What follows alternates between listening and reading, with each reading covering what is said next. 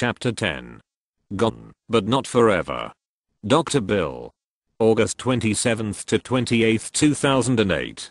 This morning, I along with Takis Politis, a university professor of information technology at the University of Thessalia in Valis, Greece, and Tassis Kourakis, a Greek MP, and also a podiatrist and professor of genetics at University of Aristoteles in Salonika, head out separately from the others on our refugee delegation.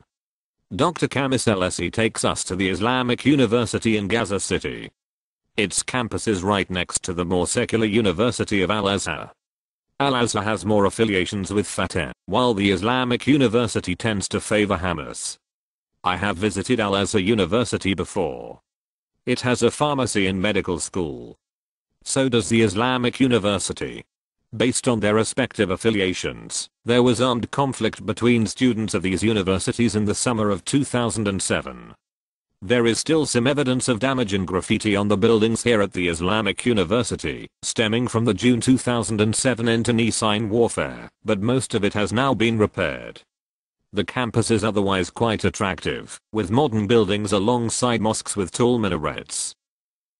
We are taken to the office of Professor Kamal Sheikh, the president of Islamic University. Professor Sheikh did his undergraduate work at Cairo University in Egypt. He then received postgraduate degrees in construction management at Colorado State University, and also in the UK and Spain. Before 1967, there were no universities in the West Bank and Gaza Strip. At that time, students had easy access to universities in Jordan, Egypt, and the outside world. After the Israeli occupation in 1967, coming and going from Gaza became more difficult. Universities in the West Bank were successfully established in Hebron, Bethlehem, Bezit, and later in Abu Dis, east of Jerusalem. In Gaza, the Islamic University was the first university to be established in 1978, 9 years after the occupation began. Al-Azhar University was then established in 1992. According to Professor Sheikh, Islamic University's enrollment is currently 60% female and 40% male. They have hosted exchange students from other countries in the past, but this has become more difficult with the siege. We are taken to an information technology lecture hall, which has state-of-the-art computer terminals at each desk. Later, we visit the molecular genetics lab and then the anatomy lab, with modern three-dimensional anatomy models, which can be viewed in cross-sections. Computerized virtual anatomy lesions are viewed on computer terminals instead of cadaver dissections. We meet briefly with about 21 female second-year medical students who are all dressed conservatively and wearing the hijab. We depart the Islamic University and Dr. Kamis drives us in his small economy car, which has been converted to burn propane instead of petroleum. Propane is currently in greater supply, and therefore less expensive, because of the siege. There are also falafel mobiles driving around Gaza, which burn vegetable oil and other biodiesel products. The siege has made the local population very creative and innovative. We arrive at Al-Wafa Rehabilitation Hospital on the northeastern margins of the Gaza Strip, about a half-kilometer from the barrier with Israel. We head upstairs to the main nurses' station. On the wall there are pictures of 2 male nurses who are now martyrs. But these martyrs were not involved in any sort of armed conflict. They were simply trying to do their job as nurses. On February 7th, 2003, the area where Wafa Hospital is located was under an incursion by IAF. These 2 nurses were moving patients upstairs on the men's coma ward.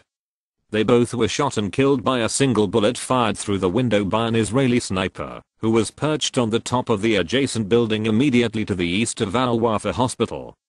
You can still see where the lone bullet penetrated through the glass here on the coma ward. The IAF claimed that they did not know this was a hospital, yet there is clearly a white flag with a red crescent posted on the northeast corner of the hospital, and Al-Wafa Rehabilitation Hospital clearly written on the eastern side of the building in Arabic and English, but not Hebrew. These are easily seen from the sniper's position. This episode was reported widely throughout Gaza, but it never really made the news in the USA. It should have. Maybe it's because it is very hard to explain how shooting nurses doing their job on a coma ward represents self-defense.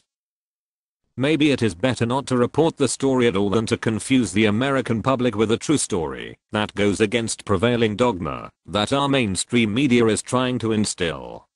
Many who control the mainstream media in the USA feel it is better that their countrymen not to know about such ugly situations. They want to portray the more powerful Israeli bullets as the main victims in this conflict. While the American public continues to be treated like mushrooms about the realities in Gaza, we tour wards full of people with shattered lives who have been forgotten by the outside world, but not by Al Wafa Hospital, a school teacher who was shot in the head and survived in a persistent vegetative state, a man shot through the spinal cord and now permanently paralyzed. We also see genetic cases that produce orthopedic disabilities, like 3 girls from the same family, who need specialized attention in order to walk. Because of the isolation in Gaza combined with traditional clanship, there are frequent marriages between distant cousins, and thus relatively high genetic diseases here. The sun sets on the final night before the FG boats are ready to set sail again back to Cyprus. Our hosts in the Popular Committee, to end the siege, have a big gathering in the Legislative Council building to send us off. The sun rises.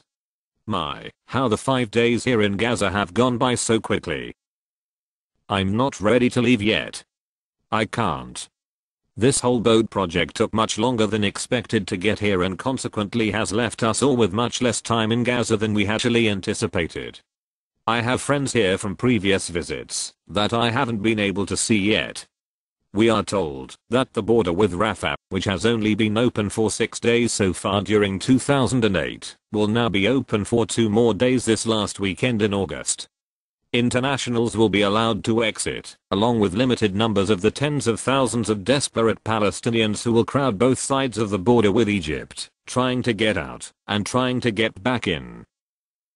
Besides medical patients trying to seek specialty care abroad, there are many more local Gazans with time-sensitive reasons for wanting to travel outside, like college students, who have already been studying abroad, have made it home, and become stuck here. Now they want to resume their studies at universities abroad before their credentials run out. Unfortunately, endless crisis and endless uncertainty about virtually everything is now way of life in Gaza. 10 of the original international passengers who arrived 5 days ago on the boats have decided to stay. 4 of us plan to leave through Rafah this weekend, and 6 others plan to stay on for longer periods of time and do solidarity work here. Before departure, we have a final gathering on the veranda at Al Dura Hotel.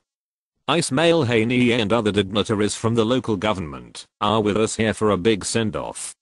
Speeches are made in English and Arabic, and the cameras roll with footage to be seen all over the world, except in America.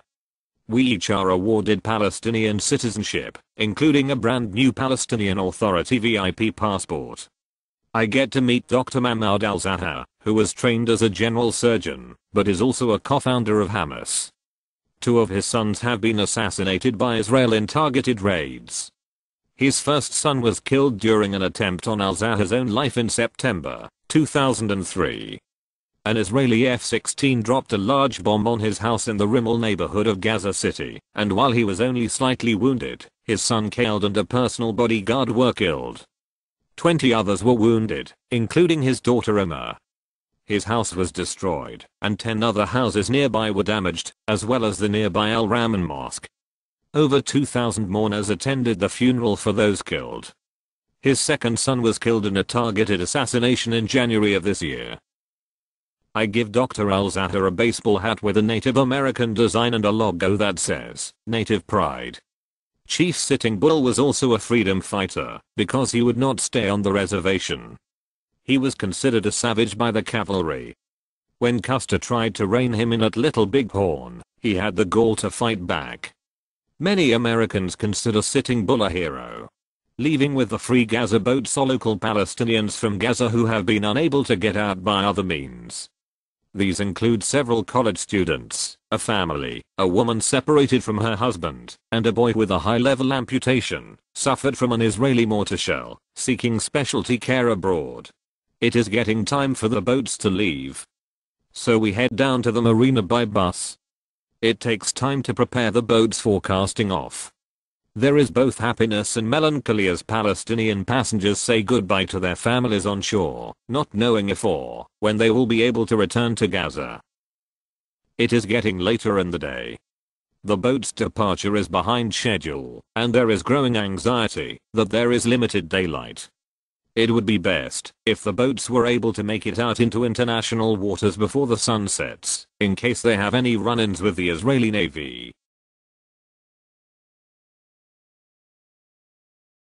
Finally, the boats pull out from the marina at 3:30 p.m. with top speeds at just over 6 nautical miles. This leaves just enough time to get out beyond the 20-mile limit before the nightfall.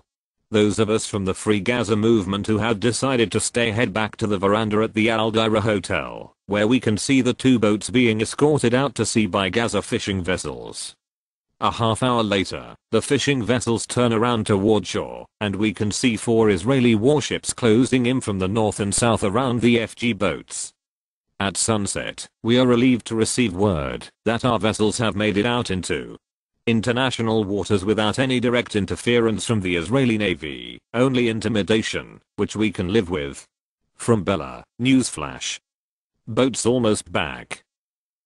Friday, the 29th of August 2008. The Free Gaza and the Liberty are arriving back at Cyprus any minute now, safe from their return journey that began yesterday.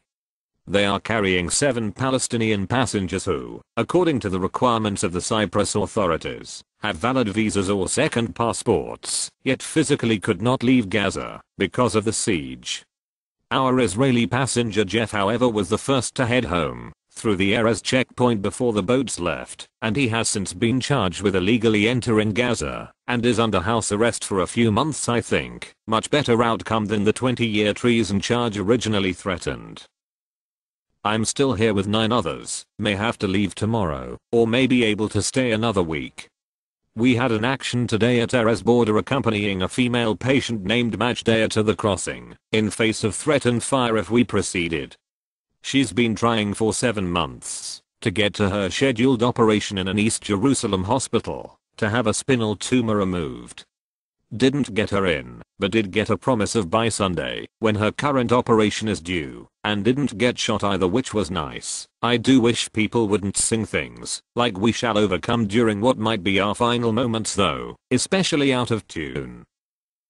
Here's an article from the Israeli press, interesting particularly because of the official comments. There really is potential to sail again in a few weeks, if only we can get some big donors to cover our debts, so we don't have to sell the boats to do it that way. Israel allowed 2 boats carrying international activists and 7 Palestinians to leave Gaza on Thursday and sail without interruption back to Cyprus. The boats had been allowed to dock in Gaza harbor last Saturday after the government decided not to clash with the 45 human rights activists aboard and play into what officials said was a clear provocation intended to damage Israel's public image. The Free Gaza movement said that among the Palestinians who left Gaza were 5 children, including 10-year-old Seed model from Beit Hanan, who the group said had lost one of his legs to an Israeli tank shell. He left Gaza with his father to seek medical treatment abroad. Also on board was the Darwish family, who will be reunited with its relatives in Cyprus. "I can't believe we are finally able to leave for medical treatment," said Khaled Moal, Seed's father. "This is a miracle of God." Out of the 45 activists who arrived on Saturday, 9 will remain in Gaza to do long-term monitoring, the movement said. The Free Gaza movement plans to return to Gaza with another delegation in the near future and to ask the United Nations, the Arab League and other international organizations to organize similar sea-based operations.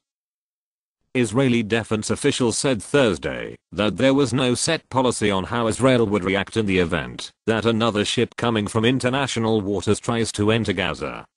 Officials said that as of now, Israel knows of no plans for other boats to set sail for Gaza, and that if other boats did try to enter, Israel would decide how to handle the situation on a case-by-case basis. Each case will be examined individually, one official said. In Thursday's case, the officials said Israel had been aware of who was on board the ships, including the identity of the Palestinians, and had not interfered, since none of the passengers posed a security risk. None of the passengers was dangerous to Israel, and they were not coming into Israel, so there was no reason to stop them, the official said. If a boat, however, tried to take wanted Hamas terrorists out of Gaza, that would be a different story,